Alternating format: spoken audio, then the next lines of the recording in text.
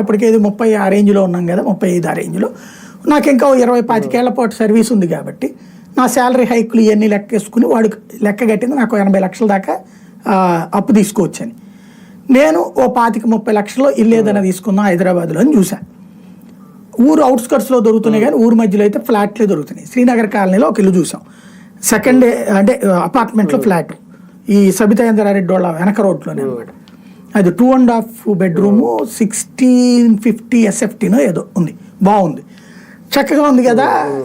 ఎంతకి 28 లక్షలకే వస్తుంది. అది తీసేసుకుందాము, ఎందుకంటే మనకి బ్యాంకులోనే అంత దాకా ఉంది కదా, దీంట్లో చాలుకి మనం హ్యాపీగా ఉండొచ్చు అనుకుని ఆ కాగితాలు బ్యాంక్ వాళ్ళకి ఇచ్చా. బ్యాంక్ వాళ్ళు అది చూసి ఆ ఒరిజినల్ ఓనర్ వాళ్ళతో వాళ్ళు ఫాలోఅప్ చేసుకుని, సార్ ఇది మనం లోన్ ఇవ్వలేము అన్నారు. అదేంటండి అంటే వాళ్ళ దగ్గర ఒరిజినల్ పేపర్ లేదండి, ఇది డూప్లికేట్ పేపరు, అంటే నా దగ్గర కాగితాలు పోయినాయి అని వీళ్ళు వెళ్ళి రిజిస్ట్రార్ దగ్గర అప్లై చేసుకుంటే రిజిస్ట్రార్ ఇచ్చే కాగితము, దీని ఆధారంగా మేము లోన్ ఇవ్వలేమండి అన్నాడు. అంటే లిటిగేషన్ ఉందని వాడు చెప్పాడు. అంత తక్కువలో వస్తుంది కాబట్టి నా దగ్గరే డబ్బులు లేవు, కొనుక్కునే అంత స్తోమత లేదు. 50,000 లక్ష అంటే కొనగలను కానీ అంత పెట్టి కొనలేను కదా, నేను వదిలేశాను. అంటే బ్యాంకు వాళ్ళు అట్లా ఫీల్డ్ లెవెల్లో చెక్ చేస్తారని చెప్పడానికి నేను ఈ లెక్క చెప్తున్నా.